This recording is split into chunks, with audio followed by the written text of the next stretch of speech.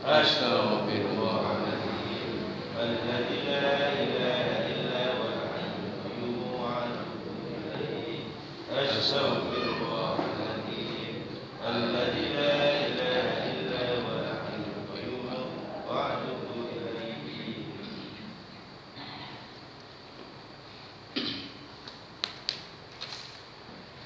Bismillahirrahmanirrahim. Assalamualaikum warahmatullahi wabarakatuh. Waalaikumsalam. Innal hamdalillah ala nikmatillah wa syukurillah wa la haula wa la quwwata illa billah. Innal hamdalillah nahmaduhu wa nasta'inuhu wa nastaghfiruh wa na'udzu billahi min syururi anfusina wa min sayyiati a'malina. May yahdihillahu fala mudhillalah wa may yudlilhu fala hadiyalah. Asyhadu an la ilaha illallah wahdahu la syarikalah wa asyhadu anna Muhammadan abduhu wa rasuluhu la nabiyya wa la rasula ba'dah. Allahumma shalli ala Muhammad wa ala alihi wa ashabihi wat tabi'in wattabi'in at-tabi'in wa man tabi'ahum bi ila yaumil qiyamah. Amma ba'du. Fa ya ayyuhal hadirun wal mustami'un fid din arsyadakumullah. Usikum wa nafsi bi taqwallah faqad fazal muttaqun. Rabbi shrah li sadri wa yassir li amri wa hlul 'uqdatam min lisani yafqahu qawli. Allahumma hamna bil Qur'an. Ikhwan fillah arsyadakumullah, mengawali kegiatan maupun mau'idah hasanah pada malam hari ini, mari kita bersama-sama menjadikan doa sayyidul istighfar. Bismillahirrahmanirrahim. Allahumma anta rabbi la ilaha illa anta khalaqtani wa ana abduka wa ana ala ahdika wa mastata'tu. A'udzu bika min syarri ma shana'tu. Abu laka bi ni'matika 'alayya wa abu bi dzambi faghfirli fa innahu la yaghfiru dzunuba illa anta. Allahumma bika amsayna wa bika asbahna wa bika nahya wa bika namutu wa ilaikal masir. Ikhwani fillah arsyadakumullah, jamaah pengajian Masjid Al-Mu'min Husnul Khatimah yang insyaallah dimuliakan oleh Allah Subhanahu wa taala. Alhamdulillahirabbil alamin.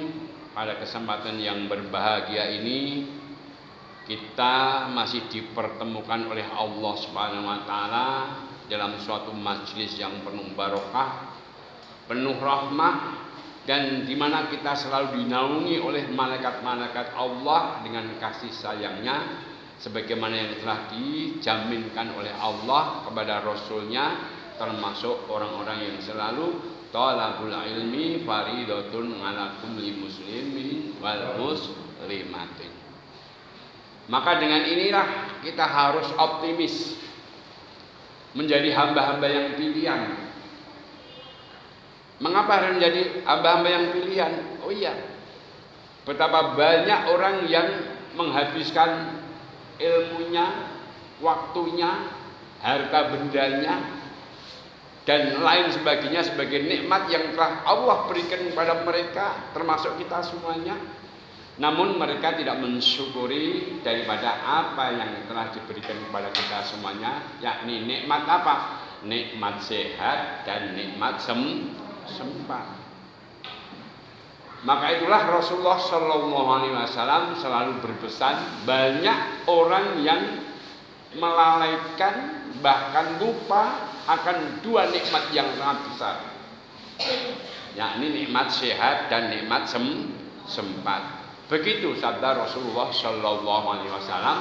Maka alhamdulillahirabbil alamin, di mana kita pada malam hari ini masih dituntun hati kita untuk menghadiri majelis taklim, majelis ta'aruf, majelis silaturahim, yang tentunya menjadi kegiatan di dalam mengisi umur-umur kita pada sisa-sisa waktu yang telah diberikan untuk kita semuanya.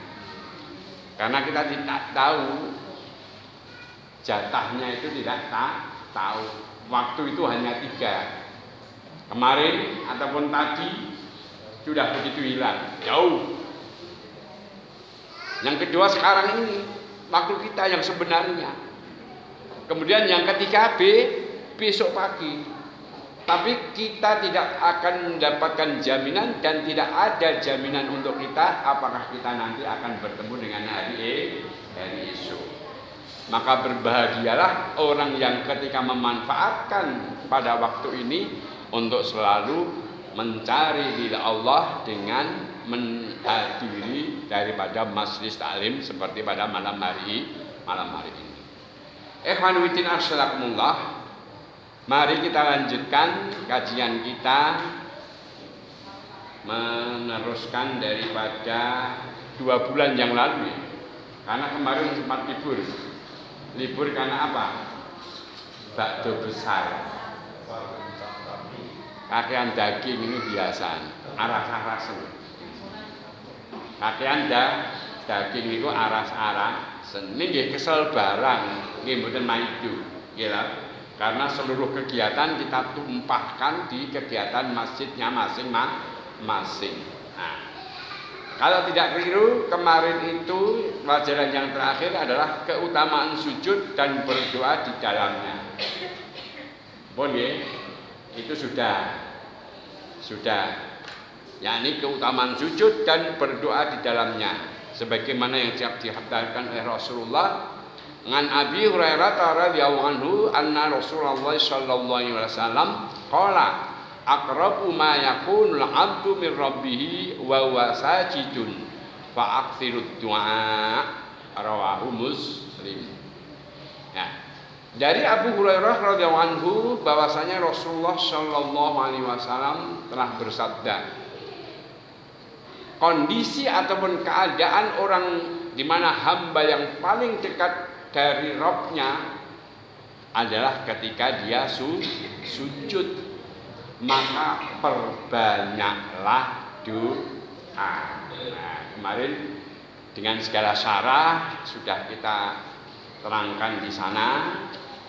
Sekarang tema berikutnya adalah sujud di atas 7 anggota badan. Sujud di atas 7 anggota badan. Hadis yang pertama dalam kitab ini, nanti ada rujukan dalam kitab-kitab yang lain.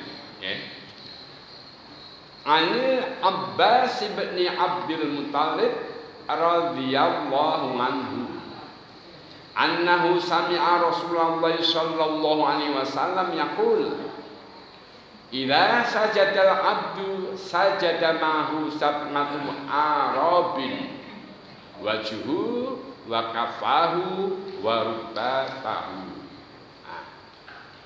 wa qadama ma'hu. Artinya dari Abbas bin Abdul Muttalib radhiyallahu anhu.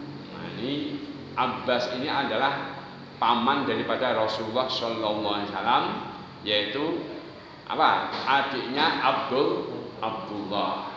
Nah, ini sabarean dengan Rasulullah sallallahu alaihi wasallam. Bahwa dia mendengar Rasulullah sallallahu alaihi wasallam, beliau telah bersabda, apabila seseorang hamba melakukan sujud,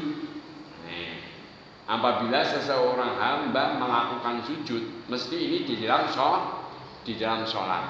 Nah, hendaklah ia bersujud bersama 7 anggota badannya. Anggota badan yang untuk sujud putih.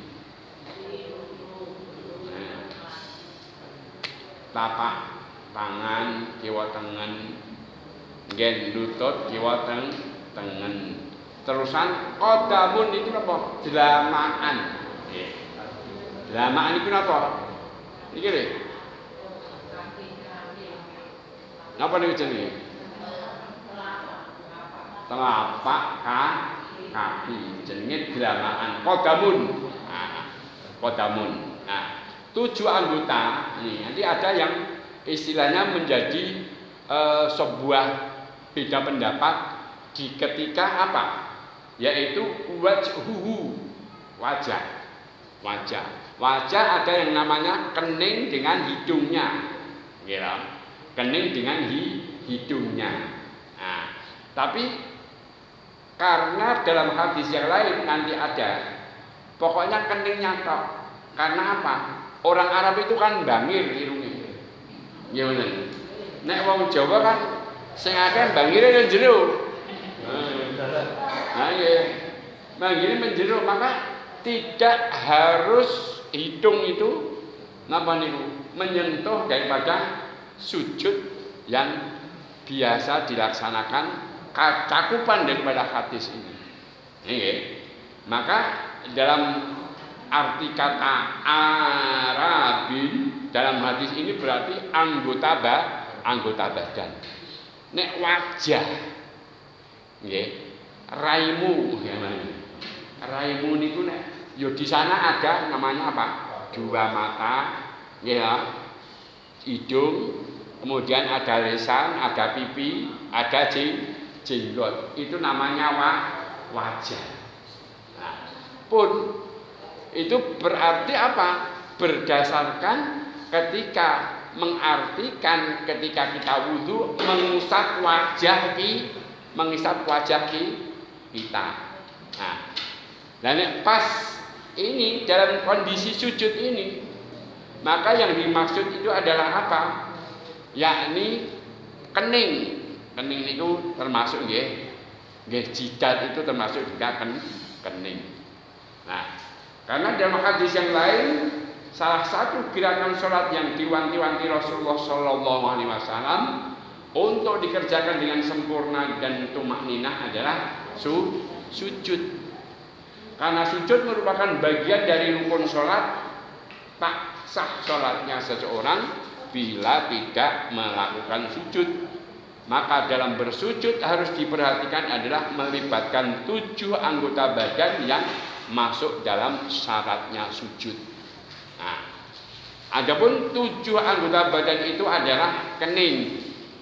Ini dalam hadis yang lain. Kemudian kedua telapak tangan. Kemudian kedua lutut dan kedua telapak kaki ataupun ujung kaki. Napa? Ujung kaki niku napa? Yen pas tekukan niku lho. Ngisore jari-jari antane jempol nganti teko jentik. Niku ujung yang namanya ujung kaki. Nah, dalam kitab At-Targhib wa Tarhib menuliskan hadis Rasulullah yang diriwayatkan Imam Daruqutni. Nah, nek tadi hadisnya itu dari siapa? Dari sinten, Bu? Dari Imam sinten? Imam Ibnu Majah. Nah, ini hadisnya dari Ibnu siapa itu? Daruqutni, Imam Daruqutni. Wa qala sallallahu alaihi wasallam as-sujudu 'alal jabhati wal kafaini war raqbataini wal qadamaini man lam yumakkin syai'an minhu minal ardi ahraqahu Allahu binar. Nah niki dari Qutni ya. Rasulullah sallallahu alaihi wasallam telah bersabda, sujud itu pada kening. Nah, pada kening. Dan kedua telapak tangan. Nah, dan kedua lutut dan kedua ujung kaki. Barang siapa tidak menempatkan dari anggota sujud itu ke bumi ataupun tempat sujud, maka Allah akan membakarnya di api neraka. Ini hadis yang begitu tegas, supaya apa? Karena ada beberapa praktek yang kita lihat, sujudnya itu nyun sewu, antara yang ini tuh kayak segawon dekem ngoten iki. Nah ini bertentangan dengan hadis ini. Nggih, bertentangan karena tidak disebut siku. Nggih, tidak disebut siku kan enten nggih. Sebenarnya kita akan melihat teman-teman yang saya mungkin karena belum paham atau mungkin ya tidak memperhatikan berdasarkan hadis ini, itu kadang-kadang saya dari telapak tangan sampai nutupi ngaten iki, padahal dalam hadis yang lain itu sampai Rasulullah itu anak kambing itu bisa masuk. Gampang ini lewat napa niki? Selakang tangan itu napa nih? Ketiak. Nah, itu bisa masuk anak kambing. Jadi berarti sujudnya itu tadi 7 anggota, kening, kemudian napa? Telapak tangan, dengkul, kemudian qadamun, yaitu telapak kaki ataupun ujung jari-jari di belakangnya itu. Nah, ini 2 hadis saja tidak menyebutkan ketika orang kita melihat sujud itu gampangane roto. Itu nggih. Kita lihat roto kiwa tengen diratake ngeten iki. Padahal seharusnya seperti ini. Nah, ini kalau dari hadis Daruqutni ini yang akhir, lam yumakkin syai'an minhu minal ardi ahraqahullahu binnar. Nah, barang siapa yang tidak menempatkan dari anggota sujud itu ke bumi ataupun tempat sujud, maka Allah akan membakarnya di api neraka. Ini ada kaitannya dengan hadis di ketika cara rukun dan wajibnya wudu. Apabila ada di antara anggota tubuh yang diusap wudu, air wudu maksudnya, itu ada satu lubang koin, mamane nggih duit eketan apa pripun. Kalau eketan kan bedanya itu nggih dit 500-an atau dit ewonan sing cering niku ya. Itu ada yang tidak terbasahi ataupun tersentuh oleh air wudu, itu saja diancam oleh Allah besok itu akan dijilat dengan api neraka. Jadi sempurnanya sholat itu memang yang sesuai ketentuan apa yang dicontohkan oleh Rasulullah Shallallahu Alaihi Wasallam. Ketika Rasulullah memerintahkan sallu kama ra'aytumuni usolli, globalnya begitu. Tapi mana dioncai?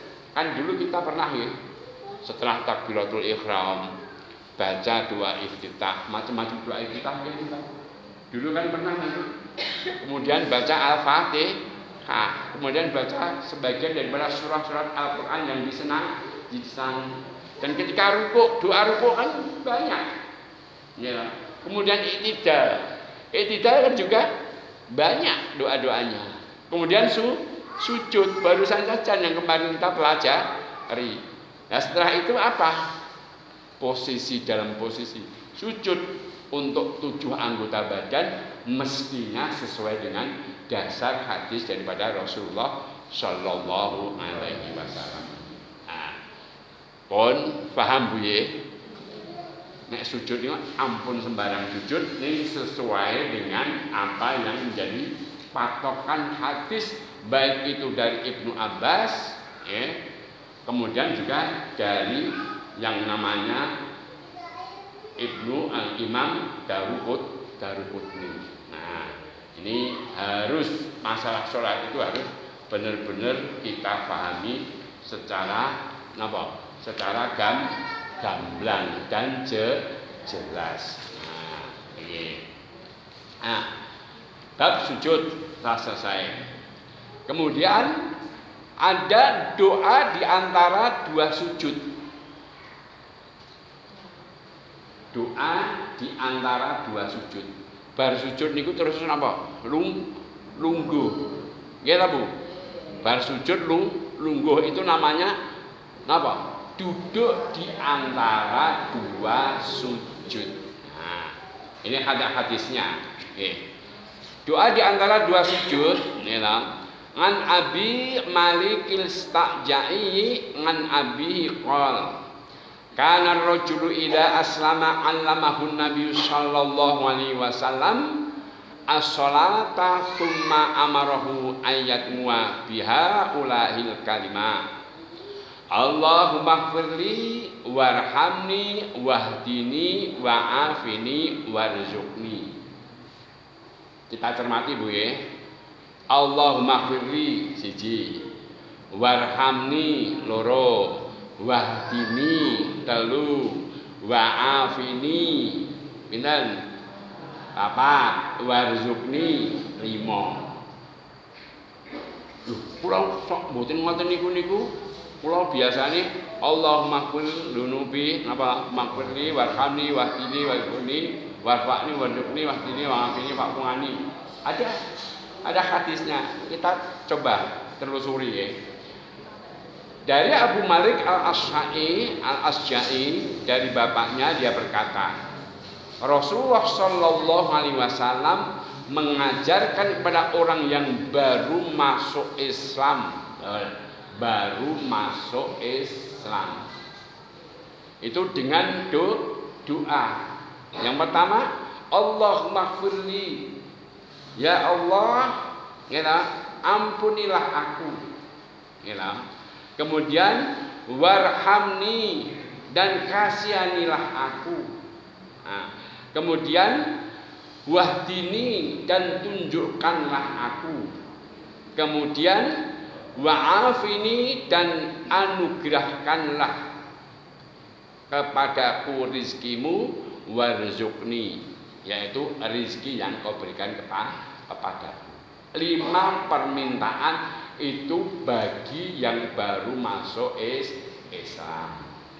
Nah, kita napa pun termasuk orang baru napa mboten? Pun lamu-lamu nggih. Lek lho, cilikmu mula cilik mula niki ada hadisnya. Selain hadis yang tersebut di atas niki, pemahaman tentang doa duduk di antara 2 sujud, yaitu bahwa sujud atau duduk iftirasi adalah rukun sholat yang dilakukan dengan setelah bangun dari sujud pertama sebelum bergegas menuju sujud kedua. Bar sujud pertama lungguh itu duduk di antara 2 sujud, ada doanya seperti itu tadi. 5 yang dipanjatkan. Ini ada 8. Dalam hadis Imam Abu Dawud dijelaskan duduk iftirasi dilakukan dengan tumpuan kaki. Ini. Jadi yang sewu bokonge niku nindai sikil kiwa. Mboten tawaruk nggih, iftirasi nggih. Kemudian apabila kamu sujud, ini kata Rasulullah SAW dari Rifa'ah bin Rafiq, bahwa Rasulullah SAW telah bersabda, apabila kamu sujud, sujudlah dengan meletakkan seluruh anggota sujud, dan jika kamu bangkit dari duduk, maka duduklah dengan bertumpu pada kaki kirimu. Ya. Tadi iftirasi itu tadi bokonge nindi, sukune sing kiwa. Nah, hadis diriwayatkan oleh Imam Abu Dawud. Keterangannya, sholat merupakan kewajiban bagi setiap muslim. Terdapat 11 rukun sholat yang disepakati para ulama 4 madhab. Salah satunya duduk di antara 2 sujud. Ini termasuk rukun. Nah, cara duduk yang dicontohkan oleh Rasulullah SAW adalah dengan membentangkan kaki kirinya, lalu duduk di atas telapak kaki kirinya itu dan menegakkan telapak kaki kanannya serta menghadapkan jari-jari kaki kanannya ke arah kiblat. Niku kaya dene iftirasi mancat. Nah, mancat nggih. Dadi ini napa niku kodamun di sini itu letaknya mancat, tetap di bawah ngamprek daripada bumi ini.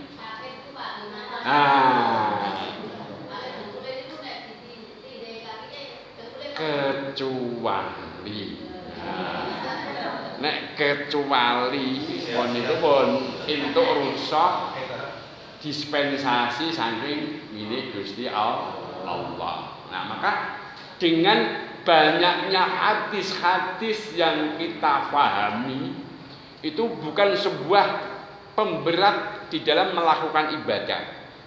Ya betul. Banyaknya hadis-hadis yang kita pahami itu menunjukkan bahwa ibadah tidak memberatkan daripada si pelaku ibadah itu sendiri. Karena apa? Ya itu tadi. Nah, nek mancat itu sakit itu kukune ini nanti copot. Itu sebuah istisna, perkecualian. Namanya juga adalah rukhsah. Nah, ini. Berikut bacaan duduk di antara dua sujud. Nah, berdasarkan hadis daripada Rasulullah SAW, Imam At-Tirmidzi dari Abdullah bin Abbas radhiyallahu anhu juga beliau berkata, Rabbighfirli warhamni wajburni warfa'ni warzuqni wahdini wa'afini wa'fu anni. Ping 8. Nah, biasanya karena kita itu sudah masuk Islam leklo yang dipanjatkan itu 8 masalah di hadapan Allah Subhanahu wa ta'ala. Nah, maka ya Allah, ampunilah aku. Nah, Allah Rabbighfirli warhamni dan rahmatilah aku. Nah, wajburni dan perbaikilah keadaanku. Nah, kemudian warfa'ni dan tinggikanlah derajatku. Kemudian warzuqni dan berilah rezeki, ya, wahdini dan petunjuk untukku, wa'afini dan berilah yaitu kesehatan badan kepadaku, ya wa'fu'an ni dan kemudian hapuskanlah catatan-catatan amal kesalahan kami. 8 pokok doa yang menjadi permasalahan di dalam panjatan doa ketika duduk di antara dua sujud. Nah, maka permohonan yang pertama yakni apa? Rabbighfirli, permohonan untuk diampuni dosa-dosanya. Siapa yang merasa tidak punya dosa? Napa? Siapa yang merasa bersih dari dosa? Seluruh yang namanya anak Adam itu pasti mempunyai dosa. Sampai kepada junjungan kita Nabiullah Muhammad SAW saja mempunyai dosa, tapi cepat-cepat diampuni oleh Allah dan dijaga oleh Allah, maka sebagai hamba yang maksum terjaga. Arep melaksanakan dosa langsung diilike kalih Gusti Allah. Gampang. Ngabasa wa tawalla anja'ahul a'ma al-ayat. Ini apa? Ketika Rasulullah dalam menerima Ummi Maktum untuk mencari kebenaran, mencucikan dirinya, yakni mau masuk Islam, ini karena di depan Rasulullah itu ada tamu yang lebih dipandang terhormat, sehingga masam muka daripada Rasulullah terus diilikkan dengan yang namanya turun ayat abasa seperti itu. Nah, maka Rasulullah itu al-maksum terjaga. Maka sudah selayaknya bagi kita semua selaku orang yang awam, Rabbighfirli, ya Allah, ampunilah dosa-dosaku. Baik itu dosa kecil, lebih-lebih dosa besar. Paham nggih? Ngrasani ustate kuwi wis termasuk dosa. Ngoten suwe men. Wis masuk dosa. Maka cepet-cepet istighfar. Oh ini nek bola ora dikandani lho niki.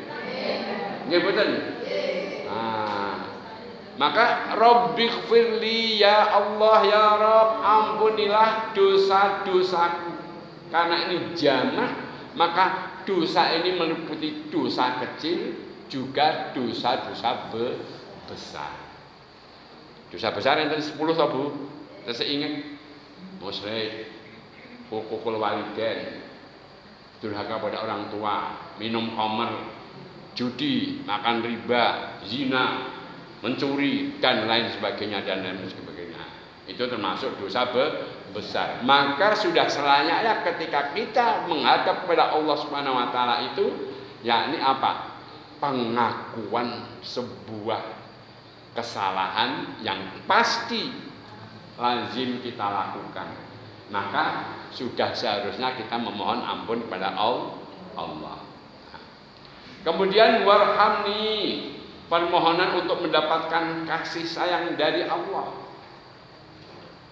Tanpa kasih sayang dari Allah, kita menjadi manusia, makhluk yang rugi. Inna rahmatan qaribun minal muhsinin. Kalau kita mengandalkan nilai ibadah kita itu belum apa-apa nih, orang sak kuku ireng dengan syarat-syarat mutlak masuknya menjadi tiket masuknya surga. Karena tidak diampuni oleh Allah, kita menjadi manusia yang rugi. Maka kita memohon Allah supaya apa? Mendapatkan kasih sayangnya Allah. Karena begitu berat ujian-ujian bukan hanya di dunia, lebih-lebih di akhirat kelak. Bagaimana bisa dibayangkan begitu kita hidup dunia dimatikan, kemudian di alam barzah, kemudian dibangkitkan. Pada saat itu betapa lamanya kita menunggu keputusan daripada Allah Subhanahu wa taala. Ora enak es teh, ora enak wedang dinaste, ora enak sate, ora enak wong dodol. Semuanya berdiri telanjang tanpa khitan. Nek dhisik pujiane tiang-tiang sepuh kena srengenge dhuwur dicendhekake bumine selaka padha ngombe kringete sambate do ngantos ngaruwara. Wah, dhisik niku pujian sakniki ra model. Wis ra model, jadi malah bid'ah. Padahal itu napa? Ngelekke nggo pepeling. Nah, maka kalau kita tidak mendapatkan kasih sayang daripada Allah, benar-benar menjadi hamba yang celaka, rugi dunia akhirat. Maka warhamni, supaya kita mendapat kasih sayang dari Allah Subhanahu wa taala. Kemudian yang ketiga, wajburni, kita memohon pada Allah supaya menutupi segala kekurangan kita. Apa ada orang yang sempurna? Enten boten? Orang itu pasti mempunyai kekurangan. Nah, kekurangan itulah yang kita harapkan supaya ditambal oleh Allah dengan kasih sayangnya, sehingga kekurangan itu diampuni dan dipahami serta mendapat penerimaan yang ikhlas daripada Allah, termasuk ridhonya. Maka ketika kita nyun sewu pas ada upacara budalan mayit, jenazah, kecuali doa-doa Allahumma firlahu warhamhu kalau jenazahnya laki-laki, kalau perempuan Allahumma firlaha warhamha wa'afiha wa'anha saat terusnya itu ada tambahan doa. Ya Allah, seandainya banyak kekurangan, maka sempurnakanlah. Apabila banyak kesalahan, maka ampunilah. Apabila banyak dosa kepadamu, ya Allah, maka maghfirah dan rahmatmu yang diharapkan. Nah, ini banyak cerita yang panjang. Dulu mungkin sudah pernah kami sampaikan. Ketika Rasulullah Shallallahu Alaihi Wasallam memperhatikan daripada nasib umatnya, tengah wengi grega, sampai pada saat itu ketika Rasulullah jatakan gini istri yang namanya Sayyidah Aisyah radhiyallahu anha mencari, lho kok ora enek. dodok-dodok nganggone Fatimah Az-Zahra. Ora enek nanti Sayyidina Ali juga ikut bangun. Biasane nek ning nggone Aisyah kuwi ora enek, ning nggone Fatimah putrane. Dan begitu dicari Fatimah juga tidak ada, Ali juga tidak tahu, dicari di masjid. Di masjid pun tidak ada. Dan ditelusuri pada saat itu dicari di Maqam Baqi. Nah, Maqam Baqi niku sebelah selatannya Masjid Nabawi. Nah, pada saat itu bertiga, Aisyah radhiyallahu anha, kemudian Fatimah Az-Zahra, kemudian Ali bin Abi Thalib mencari daripada Rasulullah sallallahu alaihi wasallam. Pada saat itulah di tengah-tengah makam Baqi Rasulullah sujud bermohon kepada Allah Subhanahu wa taala. Ya Rabb. Ya Rabb, ya Tuhan kami. In tu'allibuhum fa innahu ibad. Seandainya kau menyiksa mereka di ataman Baqi itu, gitu. Fa innahum ibaduk, sesungguhnya mereka itu adalah hamba-hambamu.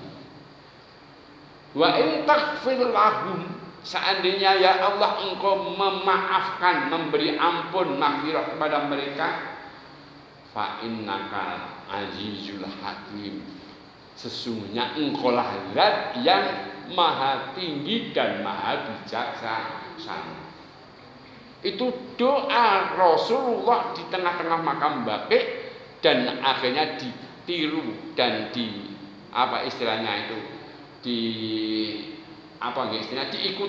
diikuti oleh Aisyah radhiyallahu anha, Fatimah Az-Zahra, kemudian Ali bin Abi Thalib sampai menjelang fajar. Itu bukan memikirkan dirinya sendiri, memikirkan umatnya. Sampai pada titik-titik kritis Rasulullah sallallahu alaihi wasallam, arwahnya itu lepas dari jasadnya, apa kata-kata yang terakhir didengar oleh Ali bin Abi Thalib yang pada saat itu dekat dengan telinganya Rasulullah? Ummati, umat. Begitulah pemimpin yang begitu dijamin oleh Allah akan surganya. Maka ketika kita memohon segala kekurangan kepada Allah Subhanahu supaya ditutupi. Nah, ditutup oleh Allah. Pasti orang itu mesti kurang. Ya, amalannya ya kurang. Ya, apalagi putri-putri itu nyun sewu, bukan kok istilah mengkreditkan ibu-ibu atau perempuan, tidak. Memang hadis Rasulullah SAW itu pernah, ingat tidak? Ketika Rasulullah SAW itu mendatangi sebuah majelis yang banyak perempuan, wahai perempuan, sesungguhnya kebanyakan penghuni neraka itu adalah wanita. Nggih mboten, kelingan mriki. Banyak sekali di atroke. Ning mestinya ya wanita sing kaya ngopo? Ya. Wanita sing kaya ngopo? Mugi-mugi mboten termasuk mriki iki. Maksudnya wanita apabila apa? Sering yang namanya tidak merasa syukur atas nikmat diberikan kasih sayang oleh suami. Kulo senenge maidu. Nah, maidu niku nggih pun padahal napa niku maidu niku akeh banget. Brembundel ya iya, Rasulullah ya iya, ora terima kasih ya iya, dan sebagainya sebagainya. Karena kok bisa begitu ya Rasulullah? Oh iya, karena wanita itu agamanya hanya separuh. Yang satu persaksian satu laki-laki dan diimbangi dengan persaksian dua wanita. Kemudian yang kedua apa? Wanita itu sering sok mboten salate ora sempurna. Maksudnya apa? Enten Bu, sing nganti sesasi wutuh. Buku modal nek monoposis kados atolak atau wau mboten napa-napa. Ini pada fitrahnya tetap ibadahnya wanita itu pasti kurang. Bolong. biasanya gitu. Maka ini apa? Wajburni, maka tutupilah dengan kekuranganku, dan supaya apa? Warfa'ni, angkatlah derajat. Kalau Islam tidak datang dibawa oleh Rasulullah SAW, wanita itu komodite non migas. Ya betul. Zaman jahiliyah itu sampai apa? Dipendem urip-uripan. Nah, karena apa? Merasa malu, itu tradisi. Ya, itu tradisi. Nah, maka warfa'ni, angkatlah derajat kami. Nah, itu apa? Memberikan pelajaran kalau kita mengingat sejarah. Oh ya, dengan Islam datang ternyata mengangkat derajat wanita. Itu nek wanita, nek laki-laki ya tentu diderajatkan oleh Allah. Rabbana hab lana min azwajina wa dzurriyyatina qurrata ayun waj'alna lil muttaqina imama. Supaya anak-anak turun kita, keluarga kita itu menjadi pemimpin orang-orang yang takwa. Nek berpemimpin sa RT, sa RW itu belum ada nilainya sama sekali ketika dengan kualitas doa Rabbana hab lana min azwajina wa dzurriyyatina qurrata ayun waj'alna lil muttaqina imama. Pemimpin orang-orang yang bertakwa. Itu pun derajat yang sangat-sangat istimewa sekali. Nah, maka warfa'ni. Kemudian warzuqni, dan berilah kami rezeki. Rezeki niku mboten kok kur duit 1 juta, 2 juta, 3 juta, bahkan sampai 100 juta, 1 miliar mboten. Begitu banyak dan betapa banyak duit akeh nek ora sehat awake, tidak ada artinya sama sekali. Maka nilai rezeki itu bukan hanya dihitung materi, materi itu juga banyak. Kesehatan, waktu longgar, ini panjenengan kesini itu rezeki juga. Oh iya, betapa per detik, per menit, sampai per jam dihitung oleh Allah pahala-pahala yang melimpah. Itu juga rezeki. Timbane panjenengan ning omah nyun sewu, ya nonton sinetron. Bisa tesih mirsani sinetron. Nah, nek ora cocok karo anu, mbok ngerti aku digebuk kok mburi apa piye? Malahan wong gari nonton iki dadak malah komentar sing nyun sewu. Nah, seperti itu. Makanya ini rezeki itu bukan hanya dinilai dari materi saja. Imateri juga harus ditengok di sana. Nah, banyak sekali rezeki itu. Maka diberikan rezeki supaya Allah memberikan kepada kita semuanya. Kemudian wahdini, dan tunjukilah aku. Sampai setiap kita sholat membaca sampai 17 kali. Ihdinas siratal mustaqim siratal ladzina an'amta 'alaihim ghairil maghdubi 'alaihim waladdallin. Beri petunjuk apa? Supaya akhir hayat kita itu tidak apa? Tidak gelimpang keimanan kita. Maka jangankan kita, sedangkan Abu Bakar As-Siddiq radhiyallahu anhu saja memohon pada Rasulullah untuk didoakan, ya muqallibal qulub tsabbit qulubana ala dinik. Tetapkanlah hati ini mendapat petunjukmu sampai akhir hayatku. Pas ngajak loh, itu apa? Memohon petunjuk, bukan hanya pada akhir hayatnya saja. Mbok ajeng ten Solo baru orang ngerti dalane, sebab nganggo Google saiki akeh sing do ngapusi. Ya, akeh sing do kecele. Ajeng ten Surabaya malah metu Mojokerto nganti kedarang-darang, nganti teko Malang. Enten yo niki ceritane. Manang Surabaya kok nganti metu tal Malang.